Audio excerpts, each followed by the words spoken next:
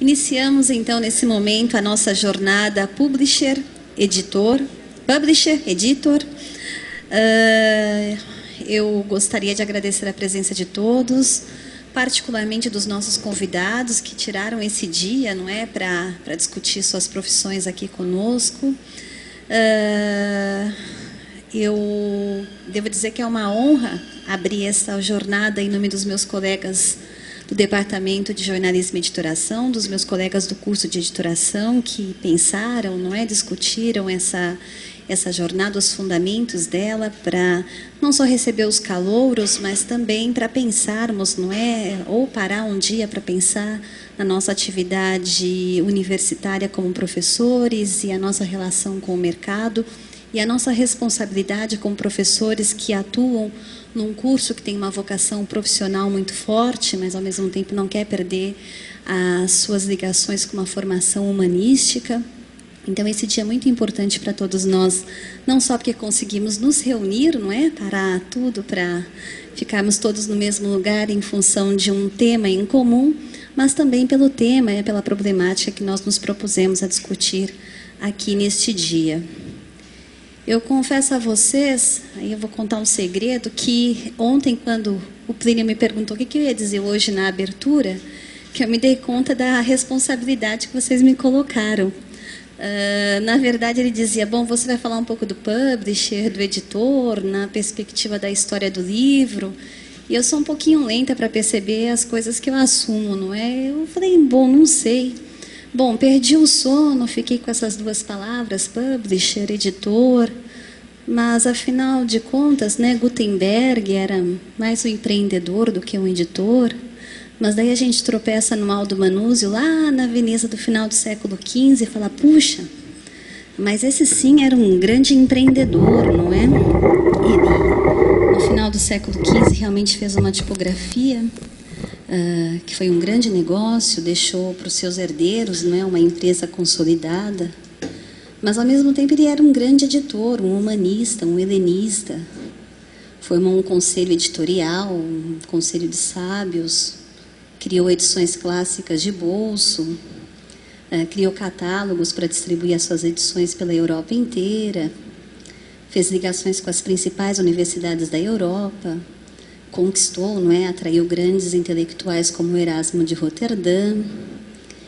E não podemos dissociar uma imagem da outra, não é, desse empreendedor que foi um Aldo Manuzio e outros grandes empreendedores do mundo da edição, e ao mesmo tempo o papel intelectual que ele desempenhou na Renascença, ali na sua Veneza. Por analogia, não é, pensei, bom, depois do Aldo Manuzio, montou uma coleção editorial, livros de bolso, de títulos clássicos, fez carreira no campo das edições universitárias. Eu acho que depois de Veneza, só ali nos campos do Brigadeiro Luiz Antônio, uma pequena editora tentou um empreendimento parecido, não é? Então a responsabilidade ficou maior ainda.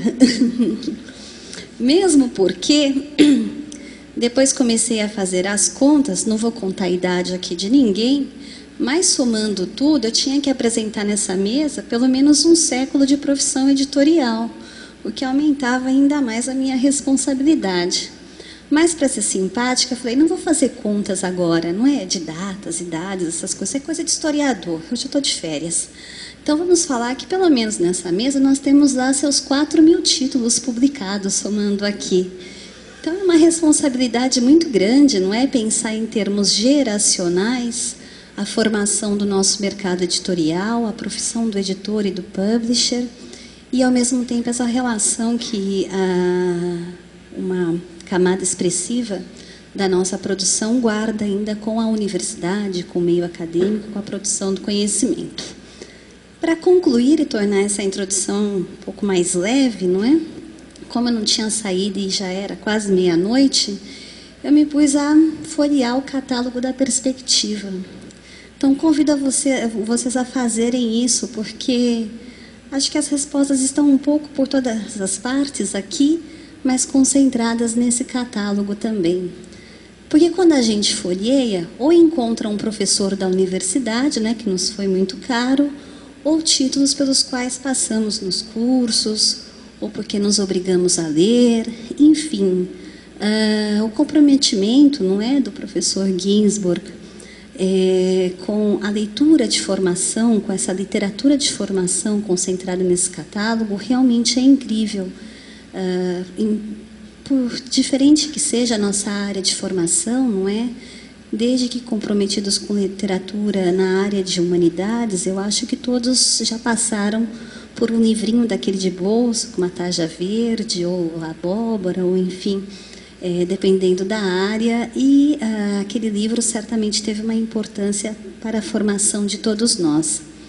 Então, antes de passar a palavra aos nossos editores, temos aqui um espaço raro no qual o professor Ginsburg encontra com seu discípulo, Plínio Martins Filho, que tem lá suas décadas de carreira editorial e seus mais de 1000 títulos também.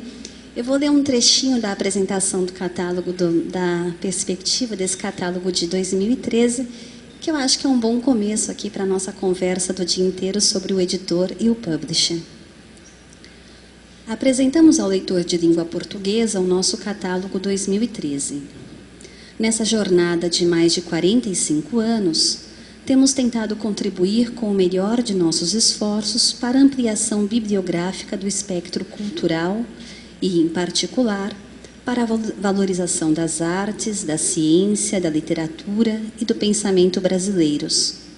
São mais de 1000 obras publicadas, abrangendo vastas áreas de conhecimento e contando com títulos que hoje são fundamentais em suas especialidades. Procuramos sempre levar ao nosso público textos relevantes e oportunos para o debate e que instiguem a crítica séria e o aprendizado profundo. E não temos, tampouco, poupado esforços para oferecer ao leitor um produto bem editado e bem acabado, dentro da melhor tradição gráfica brasileira. Bom, acho que é um bom introito, não é? Espero que os senhores concordam comigo. Então, já falei demais, como apenas uma mediadora, eu passo a palavra ao professor Ginsburg, que nos honra com a sua presença. Bom, deixa eu só fazer uma pequena apresentação também aqui. Queria agradecer e mostrar a grande honra e emoção que eu tenho de estar nesta mesa, porque foi em 1971 que eu cheguei na editora Perspectiva, sem nenhuma formação, sem absolutamente contato com o livro, um semi-analfabeto, e tive a oportunidade de começar a trabalhar nessa editora. Comecei trabalhando nessa editora pelo depósito e fui evoluindo, trabalhando, tive todas as oportunidades lá dentro. Minha formação foi dentro dessa editora. Então, para mim é uma honra e uma emoção muito grande estar aqui na presença do Jacó, trazê-lo aqui para homenageá-lo, porque além disso, não é só, são 50 anos que a Perspectiva está fazendo agora. São 50 anos de um catálogo invejável, de um catálogo que todo editor, gostaria de ter. Por exemplo, se alguém dissesse, quando eu crescer, o que eu gostaria de ser um editor que nem o Jacó. E é um pouco isso que a gente quer aqui, mostrar essa vivência, essa experiência, e a gente vai tentar fazer um diálogo, tipo, ele fala um pouco da experiência, eu falo da minha formação, essas coisas, porque a ideia é que a gente aqui transpareça, quer dizer, quem que fica essa figura do editor, a figura do publisher, se isso existe, essa diferença não, mas o que nós temos hoje? À medida que, por exemplo, a gente sabe que várias editoras começam a participar de grandes grupos e essa figura desaparece, que é a figura responsável pelo catálogo, que escolhe sem pensar se esse livro vai vender, se não vai vender, mas pela afinidade, pela cultura que ele tem, que ele coloca isso, sem a mínima preocupação se isso vai vender. Se essa figura tenta desaparecer e viram empresas, que consequência nós vamos ter no mercado? Porque a empresa tem um único objetivo. Sem essa figura do editor, como que a gente vai ser? Então, eu começaria a minha conversa agradecendo, de fato, a grande emoção, o grande prazer que eu tenho de ter o Jacó aqui, de uma convivência, ou seja, são 45 anos, 44 anos que a gente convive, é uma convivência paterna, de tudo que vocês puderem imaginar, quer dizer, que a gente conviveu, e isso, se no possível, a gente colocar um pouco essa experiência aqui. Então, eu queria ouvir também do Jacó, quer dizer, o que é realmente, como é ser editor, como é formar, como é que se formou, como é que você se formou, como é que se transformou no editor, o editor que o senhor é hoje.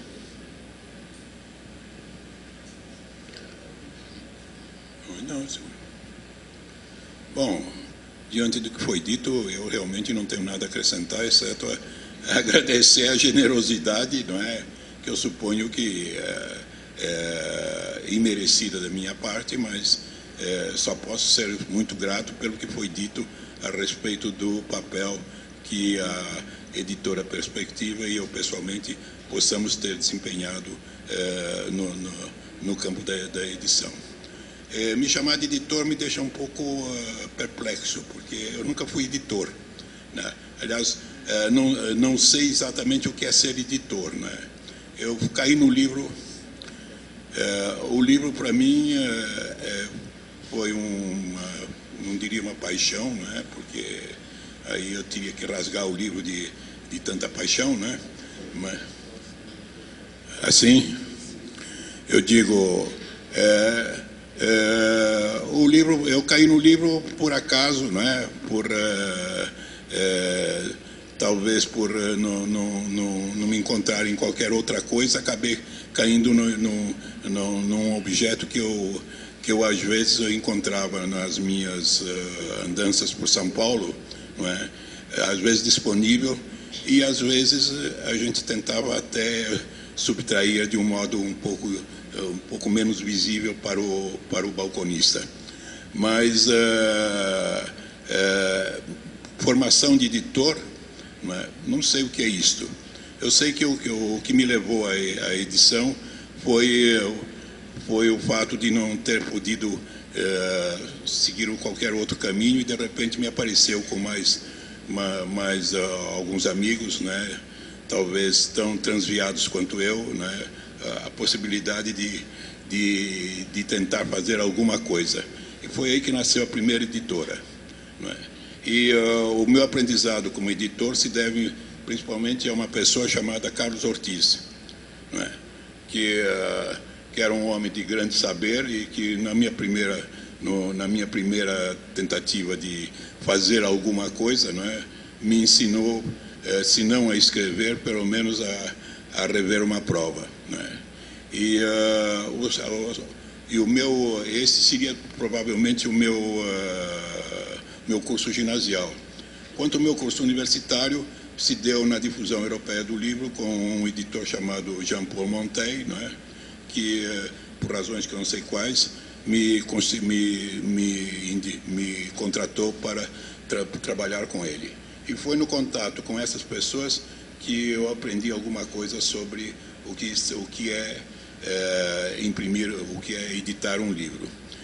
Para mim, editar e publicar são as duas mesmas coisas. E, aliás, publisher considerando as diferenças em inglês entre editor, né, que é muito mais um redator do que o redator ou quem faz quem colige, organiza alguma coisa, do que propriamente quem publica, não é?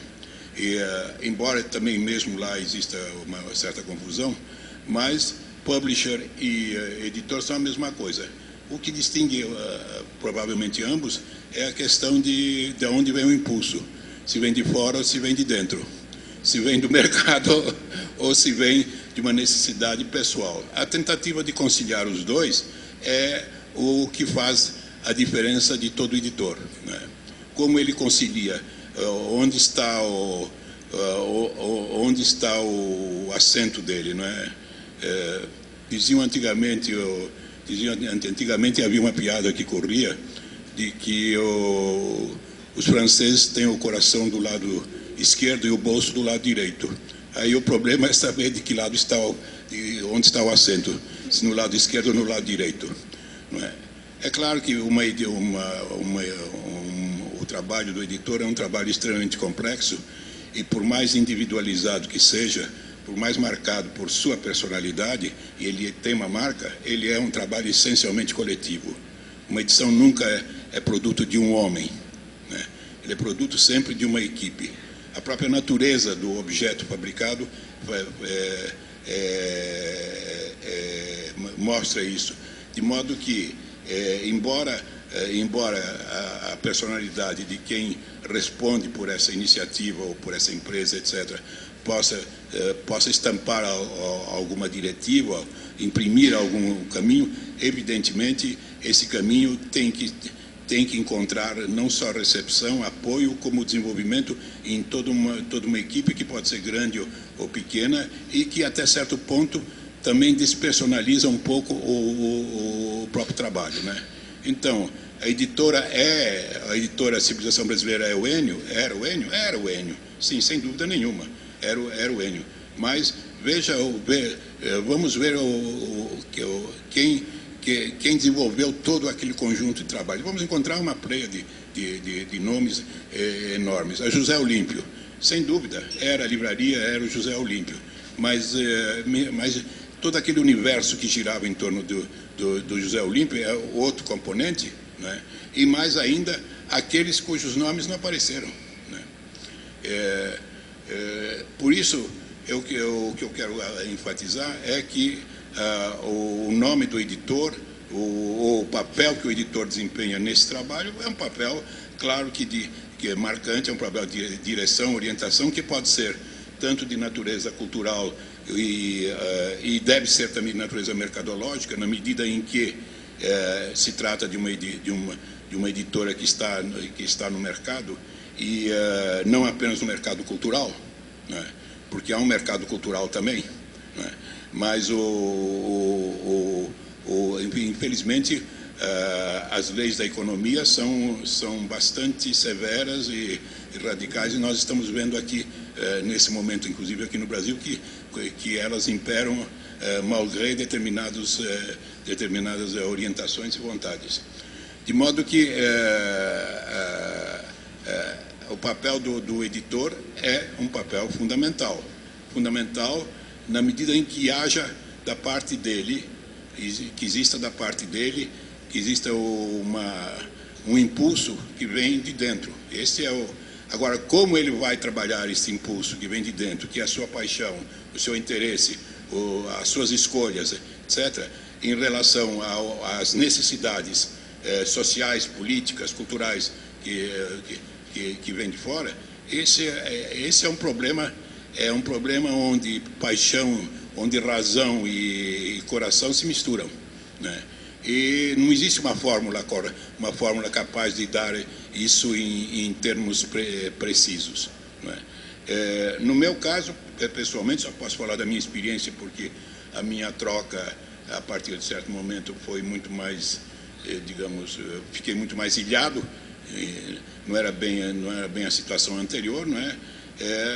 Seguia aquilo que eu gostava de fazer. Eu sempre me interessei mais pelo livro como portador de uma mensagem, de um ensinamento, de um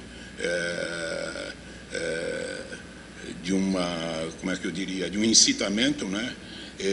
Do que saber se esse incitamento iria despertar os furores sexuais de quem quer que seja, não é?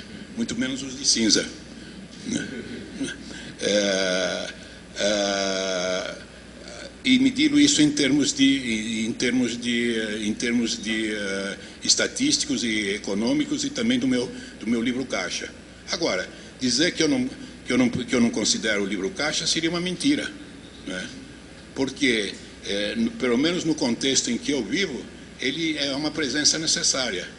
Porque, do contrário, no dia seguinte eu não entro na editora, porque os meus funcionários acabam comigo. Não é? Então, são considerações, como é que devem ser medidas?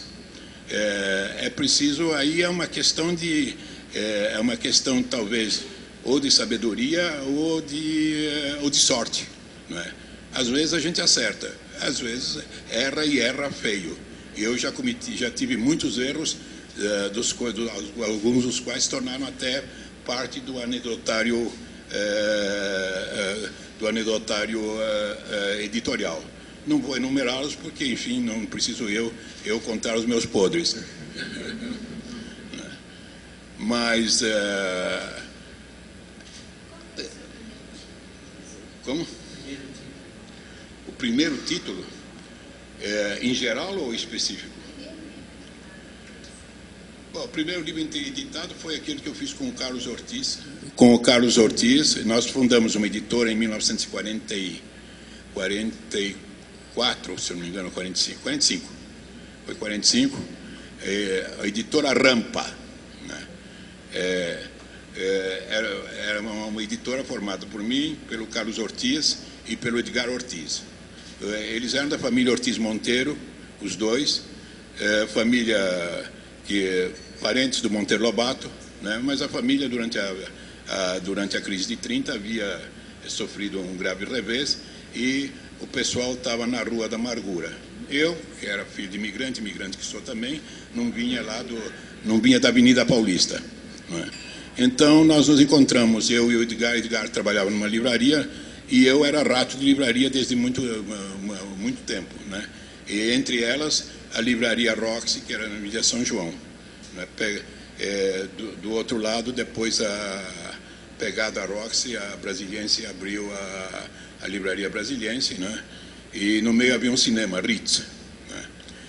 E eu frequentava aquilo quase todo dia, ia lá para ver as coisas e também por causa da política, né? Porque aquelas livrarias eram também antipolíticos, né? Em geral, de esquerda. Às vezes havia desentendimentos também, mas isso é um outro problema. Nessa livraria trabalhava o Edgar Ortiz, né? E nos tornamos amigos. E numa conversa de balcão de livraria, né, folheando, não me lembro mais que livro, veio uma ideia genial, fundar uma editora. Como ambos não tínhamos onde cair mortos, né, nós convidamos um terceiro, né, que era o Carlos Ortiz. O Carlos era uma pessoa extremamente interessante, aliás, ele merecia uma biografia específica, né, porque ele tinha sido sacerdote ordenado, sacerdote católico, né, portanto, tinha feito seminário, foi vigário se eu não me engano, não me lembro se de Jaú, da onde, e depois professor de seminário, etc. Um homem que sabia grego, latim, alemão, francês, e tinha rudimentos de hebraico. Aprendeu comigo o Yiddish, porque o Yiddish é uma língua, né, é uma língua que se escreve com caracteres hebraicos, mas sua raiz é alemã, né, e ele sabia alemão, né. Tanto é que ele é autor da única tradução que eu saiba da literatura Yiddish para o português, né, feita diretamente do Yiddish, que é um livro do Scholemash, A Mãe, né. Esses três, né, juntaram-se e resolveram fazer uma editora, né. Aí nós arrumamos um lugar, meu pai morava numa casa onde ele saiu, mas ele continuou pagando o aluguel. E eu consegui que ele continuasse pagando o aluguel, né, e nós fundamos então essa editora Rampa. E o primeiro livro chamava-se Antologia Judaica.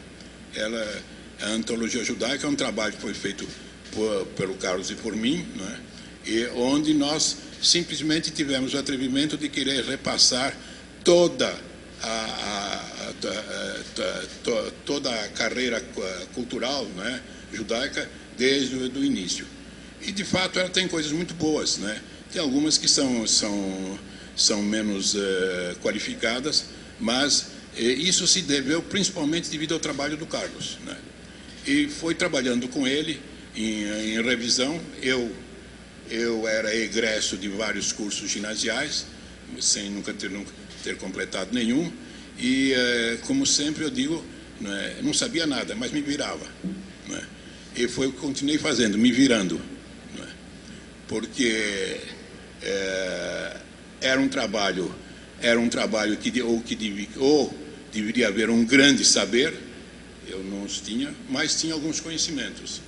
E talvez mais do que isso, um atrevimento que não tenho hoje. Né?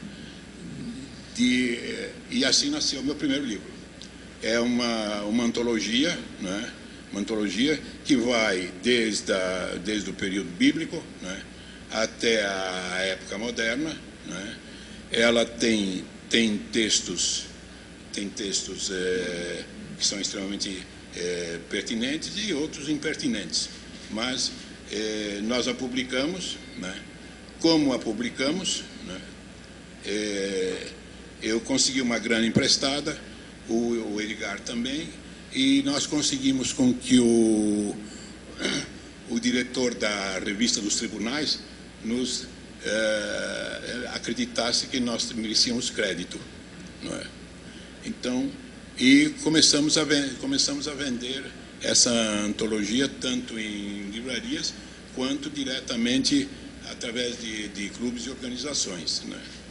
E posteriormente continuamos a nos endividar, tanto é que ao fim do quarto livro nosso foi preciso liquidar a editora, porque ou nós liquidávamos e tentávamos ajeitar alguma coisa com os credores, ou íamos todos para a cana, não é? Porque não havia dinheiro, embora tivéssemos tido uma repercussão crítica razoável, né? Por exemplo, Otto Maria Carpo escreveu, Paulo Rona escreveu sobre o nosso trabalho. O próprio Carlos Ortiz era um homem muito relacionado, né? Ele, por exemplo, se correspondia com o Tristão de Ataíde e com outras pessoas, quer dizer, e havia jovens escritores que faziam parte, digamos, do pessoal que comparecia a essa editora, e pintores também. Por exemplo, o Tagaoka era um frequentador da nossa editora, não é? E não só o Tagaoka, como o Harry Elzas. O segundo livro que nós fizemos chama-se Joias do Conto Yiddish, tem ilustrações do Walter Levy, né? Agora, tudo isso era feito em outros termos que os atuais. Aquilo tudo era feito na base da conversa, né? As pessoas faziam aquilo, não é porque nós estávamos oferecendo alguma coisa, na verdade eles nem pagos foram, né? Para dizer a verdade. Mas era outra época, não é? Outra mentalidade, e é claro que eu não recomendo a receita para ninguém, não é? Porque eu só posso dizer que o desfecho foi que eu acabei no final indo ao Rio vendendo livro de porta em porta, né? Para poder pagar alguma coisa. E no fim houve uma liquidação, acertamos com vários dos credores, não é? Eles tiveram a gentileza de entender o brilho a generosidade e a nobreza das nossas intenções e fizeram abatimentos adequados. Foi esse o resultado da editora Rampa. A editora Rampa tinha um Rzinho, o logotipo era um Rzinho de um homenzinho feito pelo Tagaoka, não é? Que era um homenzinho que subia o R, não é? Só que a gente comentava que ele nunca conseguiu chegar lá em cima. Esse foi o início. Depois eu tentei fazer uma editora com um amigo meu, que não deu certo, né? Só editei um livro, eu estava trabalhando já como no jornalismo, né? Mas editei um exemplar de uma tradução que eu fiz de uma peça, de uma obra-prima do teatro judeu, que chama-se o Dibuk, né? Ela foi editada numa imprensa manual que um camarada chamado Alarico tinha, e onde gente da nossa espécie, da nossa laia, imprimia, não é? E aí foi impresso esse livro, e depois desse livro a editora se desfez, né? Porque ela não tinha nem sede nem nada, tinha apenas nome. Esse nome eu retomei mais tarde, né? Que é a editora Perspectiva, eu retomei. E aí passei para a difusão. Foi aí eu conheci o Montey, o Jean-Paul Montey, e esse foi digamos, a segunda pessoa que me encaminhou no campo da edição, e ele era um francês, um engenheiro francês, que tinha vindo para o Brasil para dirigir uma grande fábrica, né? Eu já contei isso muitas vezes, de modo que eu estou dando um repeteco para vocês, porque outra coisa eu não poderia dizer a respeito, né? Ele veio dirigir uma grande fábrica e de fato a dirigia muito bem, era um homem extremamente competente, não é? Só que ele tinha uma coisa, ele era um homem de esquerda e ele acabou organizando uma greve na fábrica que ele dirigia, de modo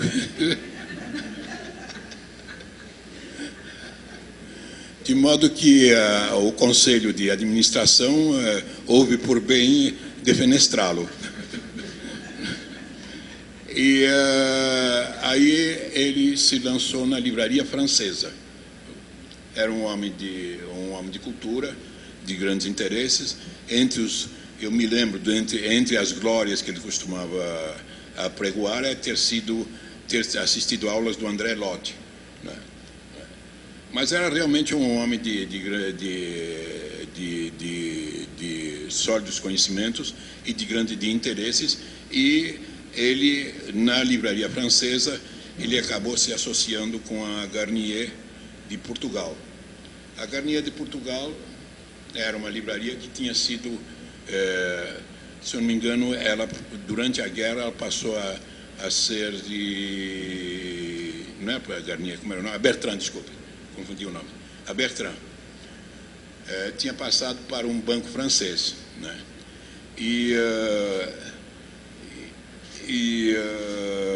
Nessa época, né, já era dirigido por um outro francês, acho que é Michel Lucas, né? E ele então encontrou no Montaigne um parceiro para a distribuição dos livros dele. E os livros dele começaram tiveram aqui, esqueci o nome do livro, que é um livro feito por um padre italiano que teve um grande sucesso. Alguém se lembra do nome desse livro? Foi um sucesso tremendo. E o Montaigne então resolveu começar a editar aqui, porque o que vinha de Portugal não estava dando para distribuição, não é? E como ele tinha interesse nisso, ele, além da livraria francesa, começou a montar uma editora. E num momento, não sei, ele teve um encontro comigo, nos encontramos casualmente, e ele me convidou para trabalhar nesse negócio, e lá eu trabalhei 10 anos. Foi aí que realmente houve, da minha parte, um desenvolvimento no campo editorial, que foi onde nós fizemos não só a edição da coleção Quissege, o Saber Atual, onde só no meu tempo tinha quase 200 títulos editados, né? Editamos a história da civilização do Creuset, eu editei quase toda ela, enfim, eram 18 volumes, uma coisa assim. Editamos, surgiu a história da civilização do Sérgio Buarque, surgiu em função da própria história da civilização, dirigida pelo Eurípides Simões de Paula, né, que era o professor de história da atual FEFELEGE, né, mas que foi em grande parte traduzida pelo Pedro Macir Campos, que era professor de história, né, com uma grande formação na Alemanha, né, tinha um grande conhecimento da bibliografia alemã e da literatura alemã. E nesse período também veio para o Brasil o Vitor Ramos, né? E o Vitor Ramos, que num daqueles encontros da juventude comunista de Bucareste, conheceu a filha do Samuel Pessoa, se apaixonou por ela e veio para o Brasil, né? E o Vitor Ramos era um intelectual português, né? Com uma excelente formação universitária, e veio trabalhar na difusão. Com o Vitor Ramos, nós desenvolvemos uma série de coleções, das quais a Garnier, né, a editora dos clássicos da Garnier, ou dos livros da coleção Garnier, não é? Enfim, além da literatura da literatura de ficção, não é? Onde, entre outras coisas, o Sartre todinho foi editado pela Difel nesse período, a Simone de Beauvoir, né? André Gide, né? O que nós nunca conseguimos ultrapassar, nós que trabalhávamos com o Sr. Montaigne, eram as fronteiras entre a França, por exemplo, e a Alemanha, né? Isso era intransponível. Embora ele fosse lionês, portanto, na fronteira suíça, e certamente sabia alemão, né? Mas ele só ouvia alemão. Falar alemão ele não falava. Não permitia, pelo menos, que se falasse editorialmente alemão. De modo que não conseguimos editar Thomas Mann ou coisa que o valha, né? Mas André Gide, né? E por aí afora, né? Radiguet, por exemplo, né? A coleção de ficção da Difel, na época, né? Embora ela pudesse ser ampliada, era realmente de bastante valor, né? Tinha uma escolha, diria, bastante fina, né? E também, né, fora isso, a Difel editou, quando eu saí estava no fim, uma história da ciência, né? Em não sei quantos volumes, que eu acho que ainda até hoje não existe uma coisa semelhante editada em português, né? Era uma edição, era uma coletânea, um conjunto feito pelas Presse Universitaire, toda ela traduzida por professores da nossa universidade, né?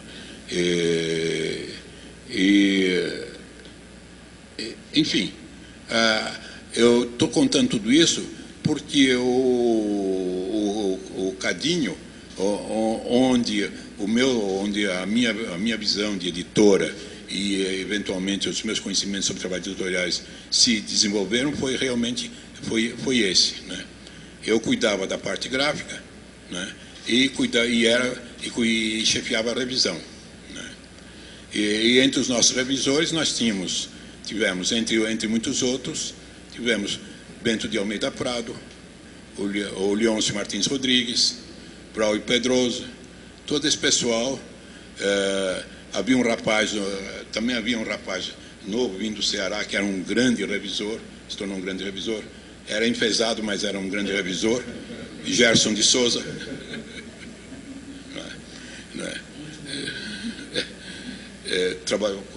Trabalhou comigo o tempo todo, depois ele veio para a difusão comigo, e depois ele resolveu fazer sutiã. Então, aí...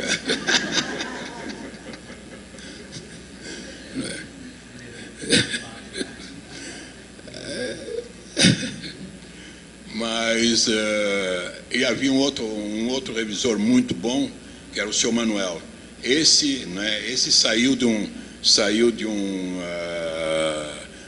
uma página ou de Graciliano ou dos Zelins do Rego, né? Porque era um nordestino atarracado de bigode, né? Parecia que estava sempre com o arcabuz na mão, né? Mas era uma excelente pessoa, né? Até eu tentei, numa historieta que eu escrevi, né? Num livro de contos, que um dos meus atentados contra a literatura, né? Tentei desenhar um pouco a figura dele, né? Mas a equipe de revisores era uma equipe realmente de valor. Claro que eram estudantes na época, ou estavam se formando. O seu trabalho intelectual, etc., que avançou posteriormente por caminhos que na época nem eles sabiam que iam chegar lá, né? Mas o Braulio Pedroso, né, que depois se tornou um nome muito conhecido na TV, etc., ele já tinha um passado no cinema, né? Enfim, eu não me lembro de todas as histórias, mas enfim, tudo isso uma coisa está entrelaçada entre a outra. Também vocês devem considerar que o ambiente não era tão amplo quanto agora, né? As ligações entre, digamos, pessoas que tinham certos interesses eram muito mais próximas. Não digo que houvesse uma associação sempre generosa, não. As brigas, as diferenças e as maldades são as mesmas. Não há diferença nenhuma nisso. Porém, o grupo era mais estreito. Somente isso. Então, as pessoas se conheciam muito, né? Tentamos fazer uma coisa específica em termos de literatura brasileira, que era a novela brasileira, né? Onde editamos, entre outros, o Ricardo Ramos, né? Os Caminhantes de Santa Luzia, né? Editamos, não me lembro se 4 ou 5, não deu certo. Não deu certo porque ninguém quis se novelar naquelas novelas, né? Mas a Difusão foi uma editora realmente que tentou naquele momento, ela representou uma coisa importante em São Paulo e creio que no plano brasileiro. Agora, ela tinha ao lado duas outras editoras de grande importância naquele momento e que estavam caminhando para uma ampliação tanto do campo quanto da forma de fazer o livro. Uma foram os irmãos Zahar, que passaram de livreiros para editores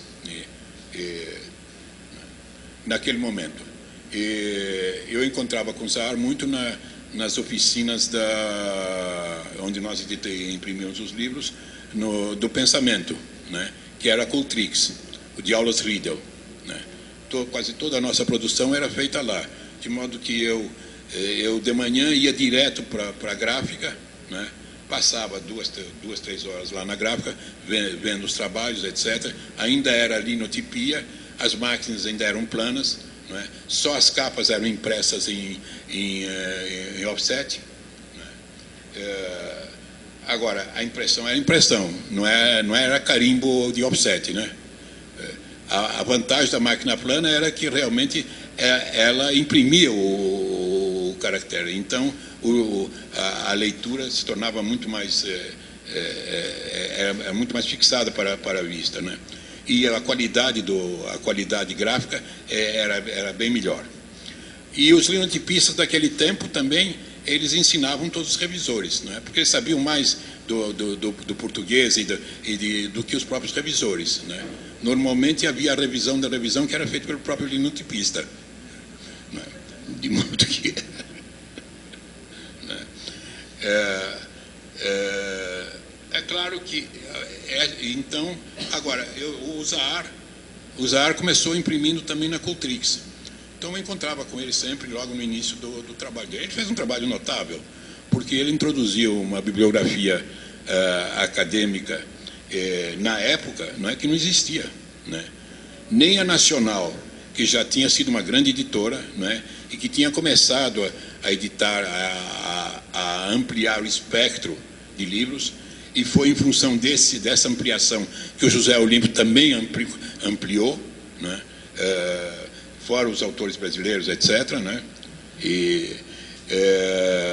Mas uma coisa mais organizada, mais estruturada, como o Zahar fez, ele foi realmente um pioneiro nesse sentido. A outra grande editora nesse momento, porque esse momento era um momento em que a Globo tinha entrado em decadência, a Globo, que era a grande editora. A Nacional também estava por uma fase de passagem. Foi quase no fim da vida do Otávio Marcondes, né? Então, essas 3 editoras, por assim dizer, e a José Olímpio também tinha entrado numa nova fase. Ainda que o José Olímpio ainda estivesse vivo e trabalhando, mas ela tinha passado por um outro tipo de trabalho, né? Era o problema da venda em coleções e que começava a se desenvolver. Eu não me lembro exatamente de todos os problemas, enfim, eu sei que de modo que não estavam mais fazendo o trabalho, digamos, de ponta que faziam antes. Anteriormente nós tínhamos 2 editoras fundamentais, né? Que era a Nacional, né? Com a Brasiliana, por exemplo, que foi uma coisa fantástica, né? Fora as edições internacionais de todo tipo, né? E a José Olímpio, né? Quer dizer, desculpe, são 3. E a Globo. São as 3 que dominam, digamos, o fim da década de 30 e a década de 40 até o início de 50. Esse período. Agora, em sucessão a isso, nós vamos ter outras 3 editoras que eu acho que foram marcantes. Que foram a Zahar, né, a Difel e a Civilização Brasileira. Porque, naquele momento, não é, o Enio, que era genro do Otales Marcondes, né, o Otales Marcondes tinha fundado a Civilização, era uma rede de livrarias, né? Não era uma rede, ele às vezes editava alguma coisa, mas era um selo dele, por assim dizer. Mas o Enio foi para o Rio, né? E desenvolveu, fez um acerto lá com o sogro, não sei se deixou a filha em casa, deixou para o sogro a filha e ficou com a livraria, ou o inverso, mas enfim foi alguma coisa dessa natureza. Né? E desenvolveu realmente a civilização em termos extraordinários. Né? Quer dizer, a década de 60, 70 tem uma marca inegável tanto do ponto de vista cultural quanto político. Muitas pessoas veem na civilização apenas o aspecto político, mas a civilização foi a primeira que traduziu Ulisses, né? E tantos outros. Por quê? O Enio era um homem que tinha aquele bicho dos Silveiras, do Miroel, da dinastia Silveira. Né? Ele era um homem de cultura, que tinha gosto pela cultura e que cultivou na medida do possível. Né? Por exemplo, Mayakovsky. A primeira edição de Mayakovsky feita pelos Irmãos Campos foi feita pela Civilização. Né? Claro que não foi só o Enio, né?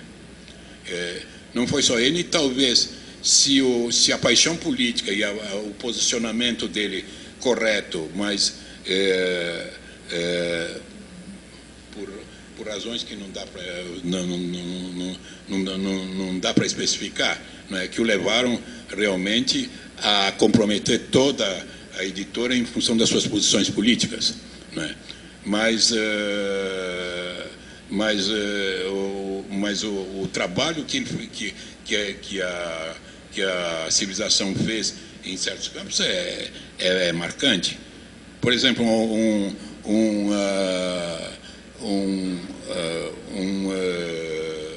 diretor e inovador do teatro como Meyerhold, a primeira coletânea que apareceu no Brasil sobre Meyerhold foi na Civilização. Não é? E não só isso. Quer dizer, basta pegar o catálogo para verificar a importância desse trabalho. Não é? Eu diria até que, em relação ao posicionamento político e à literatura política que ele editou, não é? Ela é uma parte mínima do trabalho feito por eles. Não é? Então, essas três editoras formavam também um conjunto de ideias, digamos, em parte vindas do contexto internacional, claro, não é?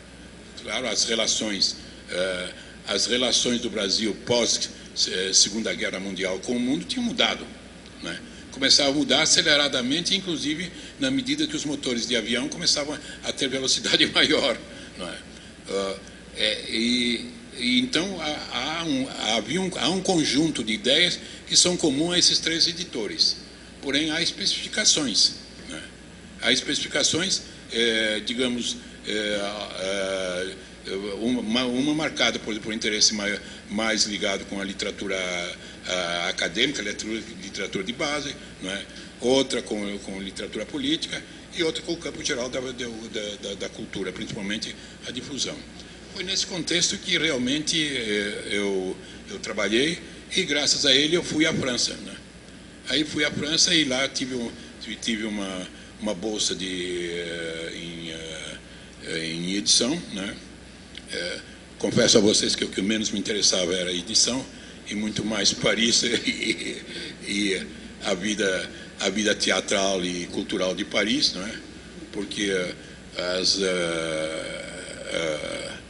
os franceses têm às vezes uma qualidade muito grande, eles podem ser de um interesse, de uma atração enorme. Isso é quando fala o coração. Agora, quando fala o bolso, o negócio muda completamente. E aí a coisa é muito chata. As lições editoriais, que foram ministradas em uma parte ligada com o campo gráfico e o campo propriamente, digamos, da materialização do livro, enquanto objeto, era há um liceu em Paris, um liceu especializado nessa área de artes gráficas, então a bolsa foi por lá. E havia os cursos também não era, como é que chamava o seu negócio? Sindicato Nacional do Livro. O Sindicato Nacional do Livro eram bolsas sobre os problemas comerciais, os problemas de direitos, etc., tudo isso, Mas e eles davam essas bolsas em função de não tanto pensando só no aperfeiçoamento, no desenvolvimento dos países subdesenvolvidos, porém pensando nas suas relações comerciais. Então, a gente concluía o curso fazendo uma espécie de memorial, enfim, sobre esse tipo de coisa. Foi o que eu fiz, É uma obra inédita, que eu espero que vá comigo para o túmulo. Mas esse organismo, que chamava-se ASTEF, era um organismo técnico. Ali só vinham, não era o mesmo organismo cultural. E a diferença se traduzia em francos, porque o pessoal da cultura recebia 450 francos por mês, e o pessoal técnico recebia 750. Dava para morrer de fome dos dois jeitos, dependia só da escolha de cada um. Mas nesse outro campo,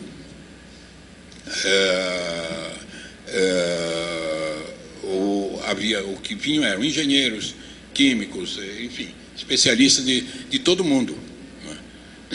Era uma coisa ampla, e houve contato, por exemplo, eu pude conhecer gráficos japoneses, trabalhos japoneses que faziam um trabalho extremamente interessante, Eu tenho até hoje um negócio, porque, entre outras coisas, a gente viajava também, os bolsistas viajavam pela Europa, para conhecer as Europas, eu tinha lido o livro do Jaime Durkheim, que chamava-se Europa, França e Bahia, de modo que a Bahia eu dava por conhecer, porque era de São Paulo e, portanto, conhecia a Bahia. Quanto à Europa, eu não sabia nada. Então, eu resolvi conhecer, pelo menos, França, já que não dava para conhecer a Europa toda. E nós viajávamos todos muito juntos. E a própria Bolsa propiciava estágios na Alemanha, por exemplo, na fábrica das impressoras Heidelberg, que eram a última palavra na época, era offset, Heidelberg, fizemos um estágio lá, enfim, não me lembro de todos os detalhes, porque essa altura alguns gente já estão dormindo, mas foi uma visão, e foi da França, quando eu voltei de lá, foi em 63, eu cheguei no meio do ano. Depois, em 64, tivemos o golpe, o país entrou em crise, e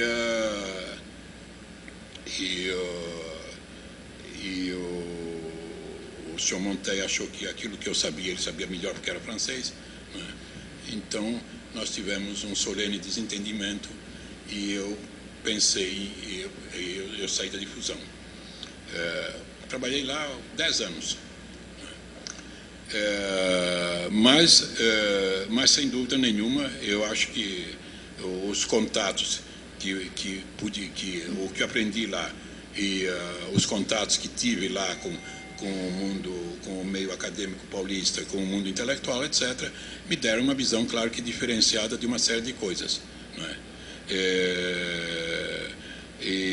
Realmente, quando voltei da França, eu tinha em mente fazer uma coleção na difusão, que depois resultou na Debates. não é novidade nenhuma, apenas a maneira como fazer é que foi diferente, né? Porque eu tinha já trabalhado na difusão com o Quisege, né? Inclusive vários livros do Quisege são tradução minha, né? E tinha visto na França o que eles estavam fazendo nesse campo. Era o problema do então, que estava então em moda, era do livro de bolso, né? Que os franceses tinham tomado dos americanos, né? E estavam desenvolvendo a moda francesa. Mas a moda francesa era assim, era papel bufão, não digo de segunda, era de terceira. Ele era quase preto, de tão ruim que era. Não é? Então, um formato pequeno, vocês podem ver nas coleções que eu acho que existem, não é? E o problema estava na tiragem, né? Agora, quando eu vim para cá, eu pensei numa coleção diferente. Pensei numa coleção onde haveria um visual interessante, não é? E com outra abordagem, não é? Porque coleção desse tipo nós já tínhamos tido aqui no Brasil, né? A Editora Nacional, já na década de 30, tinha editado uma coleção que se chamava 2.000 réis. Era vendido nas bancas. Nessa coleção se vendiam Os Homens do Mar, do Victor Hugo, né? Todos os romances franceses e ingleses, americanos, etc., que tinham sido traduzidos para o português. Era uma coleção popular já com esse espírito. Porém, o problema estava em utilizar, digamos, o princípio, mas de outra maneira, né? E foi quando eu saí, já não sabia o que fazer, não pretendia fazer edição, não é? Minha atração maior nunca foi edição, né? Sempre outra coisa, que eu não sei o que era, nem sei até hoje o que é, né? De modo que, mas como precisava fazer alguma coisa e o campo onde eu estava mais entrosado era a edição, acabei seguindo o conselho de alguns amigos e tentando formar a editora que veio a ser a Perspectiva, né? Desde o início eu tinha pensado em fazer na Perspectiva essa coleção, mas a Perspectiva, como a Rampa, tinha aprendido bem a lição da Rampa, de modo que ela foi formada da mesma maneira, né? Com muita intenção e pouco dinheiro. E nós então pensamos que, de início, nós pensamos em fazer uma coleção chamada Judaica, né? Era uma coleção em 12 volumes, né? Fazendo uma visão ampla da cultura, tanto no campo da ficção, do pensamento, da poesia, né? Dos principais autores, dos principais autores dessa literatura, né? E nós começamos então a vender esse plano para entregas futuras. Não sei por que o público confiou, porque a entrega futura é um negócio que é de um azar tremendo, né? Ninguém sabe o que o futuro nos reserva, né? De repente aparece o Levi e nos leva tudo. Então, mas o público confiou. E foi com esse dinheiro e mais algum dinheiro que cada um de nós pôs. A Perspectiva foi formada com um capital inicial de 75 mil cruzeiros, cada acionista dava 5 mil cruzeiros em 10 prestações. Não é? De modo que esse foi o início. Mas a ideia sempre foi fazer a edição geral, né? Nós, de fato, conseguimos vender de início cerca de 1.000 coleções, né? Para entrega futura. Tanto é que nós começamos em 66 a entregar e fomos até 71, se eu não me engano. O pessoal esperou, né? E ganharam também um prêmio, porque em vez de 12 nós entregamos 13 volumes, né? Porque um dos livros da coletânea foi dividido em 2 volumes, né? E agora, a ideia era cair num campo muito mais amplo, né? E, de fato, logo em seguida, eu conversei com o Wollner, né, que tinha feito a diagramação da coleção judaica, né. Falei com o Wollner, ele tinha acabado de chegar da Alemanha, pouco tempo antes ele tinha vindo para cá, não é? Mas já tinha um nome conhecido no meio, não é? No meio intelectual, no meio artístico, né? E como nós também tínhamos já uma relação muito boa com Haroldo e com outros, estávamos, por assim dizer, também do ponto de vista das correntes que estavam então sendo discutidas, etc., e tínhamos uma ligação com tudo isso, né? Então, em função disso, eu conversei com o Wollner, e o Wollner diagramou o primeiro esquema da Debates. Esse primeiro esquema foi depois trabalhado por mim e pelo meu sócio, então, Moisés Bonstein, que era meu aluno na EAD, né? Era um homem extremamente bem dotado, pintor, desenhista, ambidestro, não é? E contava-se dele que ele, quando aluno, né, ele sentava diante da professora, o professor mandava ele fazer um trabalho, ele pegava com as duas mãos e começava a escrever com as duas mãos, porque era ambidestro, de modo que escrevia do mesmo tempo, e a professora ficava olhando ele escrever com as duas mãos o mesmo trabalho. Mas era um homem extremamente, eu diria até quase genial, como tema.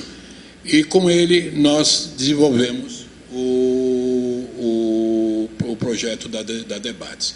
O projeto da Debates anterior era do Wollner, mas nós o desenvolvemos no sentido de dar a feição que ele tem atualmente, né? E começamos imediatamente a lançar essa coleção, que foi, por assim dizer, a edição que marcou a presença da editora no mundo editorial paulista e brasileiro, não é? E ela veio a público eu não sei se estou falando demais, eu acho que eu desembestei aí. Não, vamos ver. Terminamos na Debates, né? Aí já podemos abrir os debates.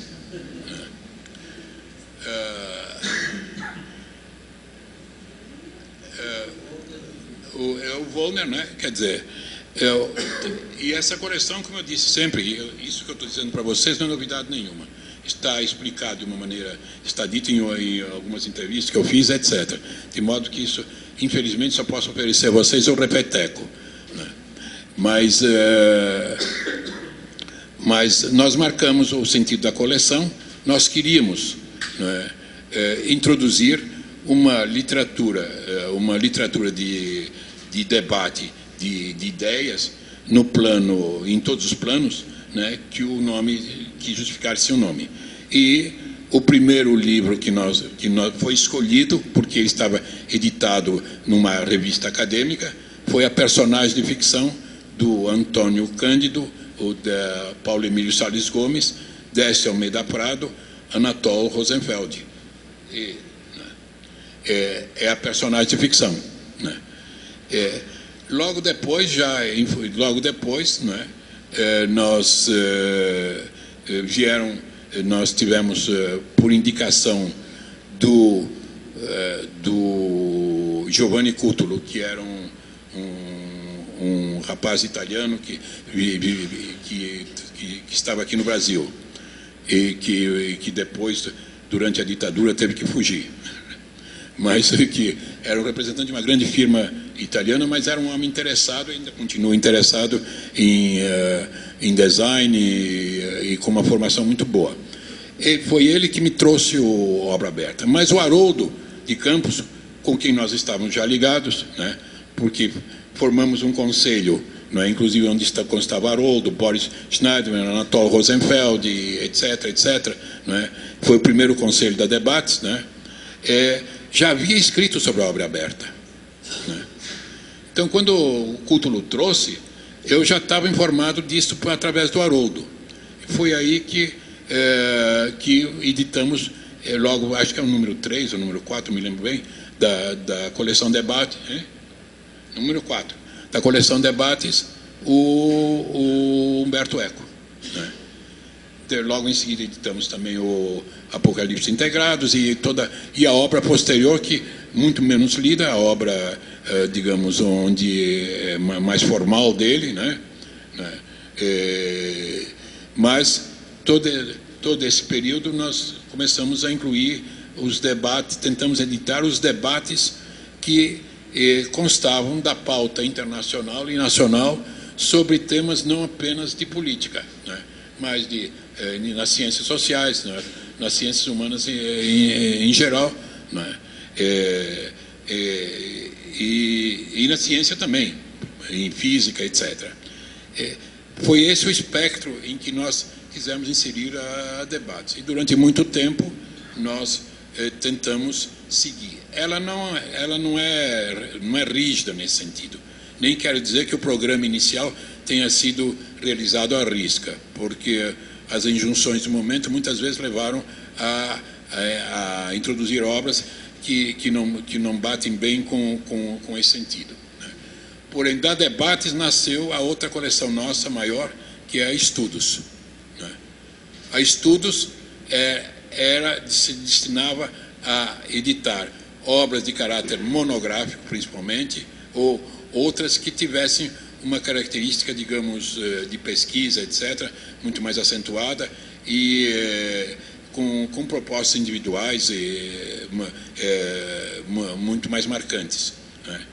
E daí, outra coleção que nós fizemos imediatamente também foi Estilos. Estilos, o próprio título está dizendo o que se pretendia com ela, né? E foi por aí afora. Bom, já contei prosa há muito tempo, acho que chega, não é? Porque não tem mais nada para...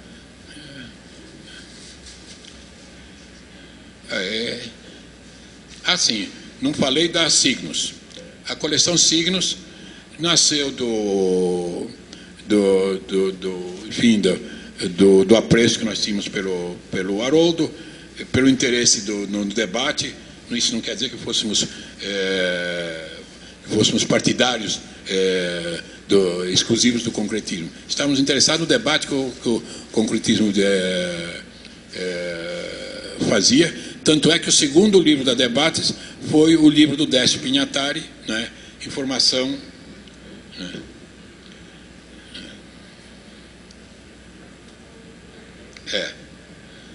Essa é a nossa edição do Mayakovsky.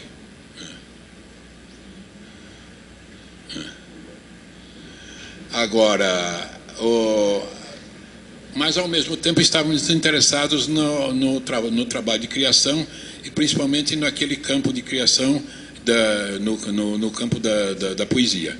E aí foi que nasceu a coleção Signos, né? A coleção Signos, que foi dirigida pelo Haroldo até a sua morte, né? E onde nós pretendíamos fazer exatamente aquilo que ela fez. Ela seguiu rigorosamente à risca o que se propôs desde o início, né? Como também esta coleção aí, né? A coleção Estilos, né? Ela nasceu de um curso que organizei sobre o romantismo, né? Mas ela compõe tanto obras de conjunto, quer dizer, trabalhos de equipe, quanto obras monográficas também sobre diferentes problemas, como, por exemplo, o maneirismo de Hauser, obras do Barroco e não sei o nome dele, e por aí afora. Também tentamos nesse panorama, tentamos entrar num campo de um livro mais um livro menor e com maiores possibilidades de maior acesso a um público menos provido, que foi a coleção Elos. Ela infelizmente não deu muito certo, né? Porque é uma coleção que depende de tiragem. A ideia era publicar, né, nessa coleção ensaios, né, ensaios e textos em que os autores, professores, etc., geralmente escrevem, e às vezes, antes de reuni-los em livros, ficam perdidos em publicações em publicações periódicas, etc., né? Essa era a ideia, né? Mas, para que essa ideia fosse de fato concretizada, essa coleção deveria ter tiragem. E a recepção dela foi mínima e com isso, naturalmente, ela murchou, não digo no berço, porque mudamos depois o formato. Ela nasceu com uma capa, precisa ser higiene para fazer isso, de quadricomia do Lizárraga, né? Muito bonita a capa, não é? Porém também muito custosa, né? A capa tinha mais, às vezes, valia mais a capa do que o conteúdo.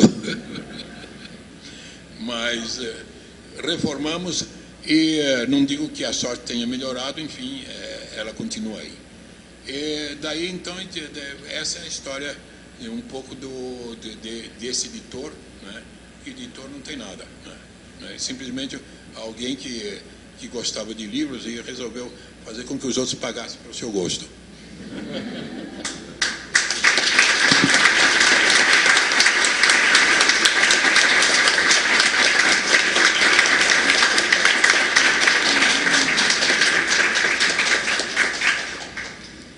Bom, a gente aqui, o Jacó falou apenas de uma faceta do que ele é.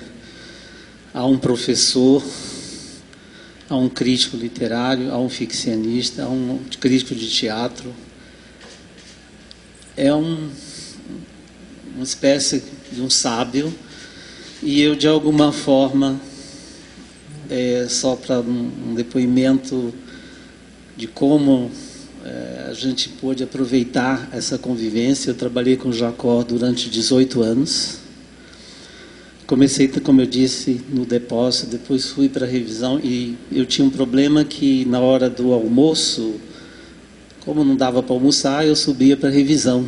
Tinha uma hora de almoço. E eu via aquelas pessoas fazendo aquela revisão, como faziam o trabalho, e aquilo foi me fascinando. E um dia me convidaram se eu queria subir, sair do depósito e ir para cima. Eu disse, claro, né? Só que queriam me pôr no escritório, dizendo que se eu sabia da datilografia. De fato eu sabia, mas eu disse que não. Que eu queria trabalhar era com livro. Eu tinha um fascínio, não que eu tivesse leitura, eu não tinha formação nenhuma, mas eu tinha uma vontade de trabalhar aquele mundo das pessoas trabalhando, conferindo. Toda a tradução era conferida, cotejada, com uma mesinha na frente, os revisores estavam lá, aquele mundo me fascinava.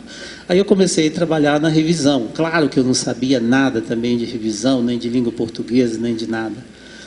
Na perspectiva, tinha uma piada que a gente falava assim, o vento sopra e a perspectiva recolhe, porque era cearense, era goiano, era de todo lugar, menos paulistas. Era uma pleiade de gente que vinha de outros lugares, que não tinha nada a ver. Então, eu acho, inclusive, isso, quer dizer, o Jacó, essa história do imigrante, acolher os imigrantes, a bondade e o tratamento que ele sempre teve, de de dar chance para essas pessoas lá dentro, de conviver.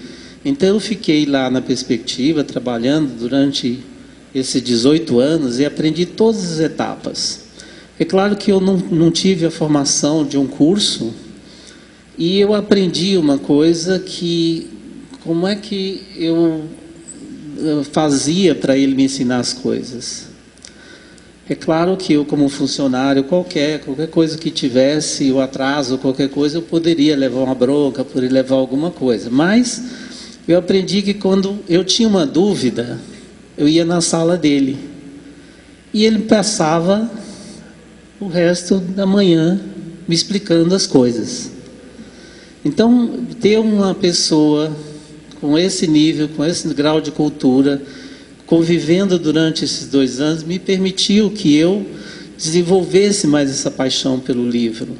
Eu fiquei realmente envolvido naquilo. Era o livro, eu sempre costumo dizer assim, o livro, às vezes as pessoas, o livro me salvou, como se fosse, não, o livro me salvou porque foi um instrumento que eu achei para sozinho, migrante aqui em São Paulo, não tinha família, não tinha nada.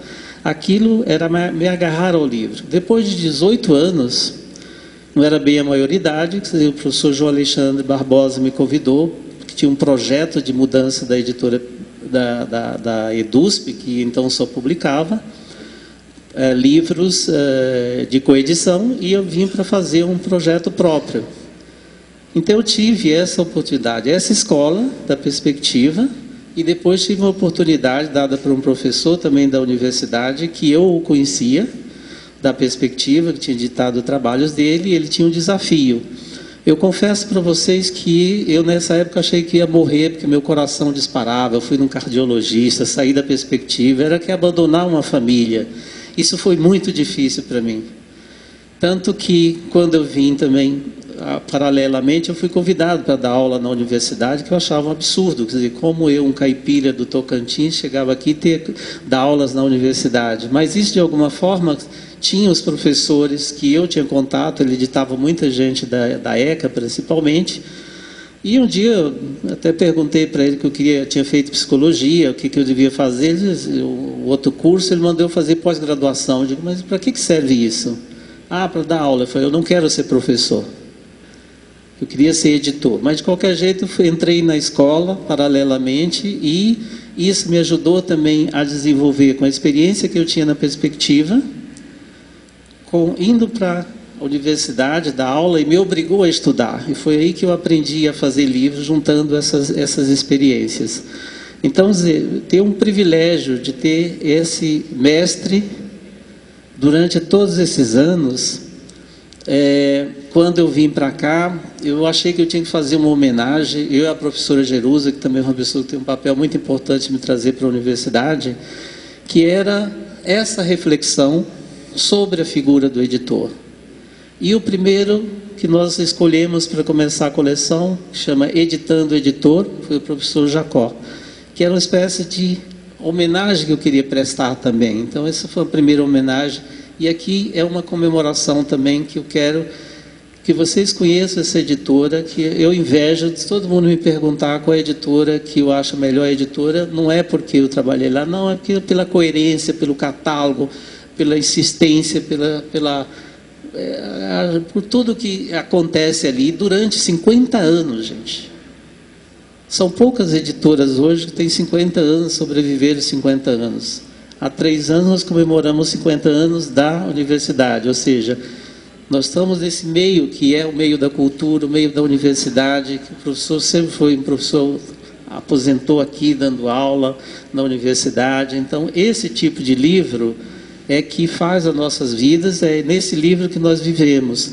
E é para isso que nós queremos formar editores, para que continue essa paixão pelo livro, essa paixão de escolher, de editar o que você quer, de escolher um livro de poesia, publicar um livro de poesia bilíngue de 400 páginas, que você sabe que não tem nenhum leitor, mas você tem um prazer enorme, que é o que te orgulha de fazer esse livro. E esse trabalho, tudo que o Jacó tem feito, tudo isso é um legado, gente, que quem viveu a década de 70, 80, a perspectiva é a editora de ponta, era a editora que trazia todas as novidades do mercado editorial. Viver essa experiência foi o que deu a minha formação. E eu só tenho que agradecer essa oportunidade de mais uma vez trazer e ouvir o Jacó. Infelizmente, a gente não tem um tempo suficiente para ouvir todas as suas histórias, todas as suas experiências, toda a sua vivência, e aqui também do ficcionista, da pessoa que escreve dos contos, que são ótimos, são excelentes, estão editados. Há um projeto, inclusive, de uma biografia, que eu espero que saia logo, do Jacó, e aí a gente vai ter todas essas histórias. Eu agradeço muitíssimo a todos vocês a paciência, e gostaria de mais uma vez uma grande salva de palmas para o professor.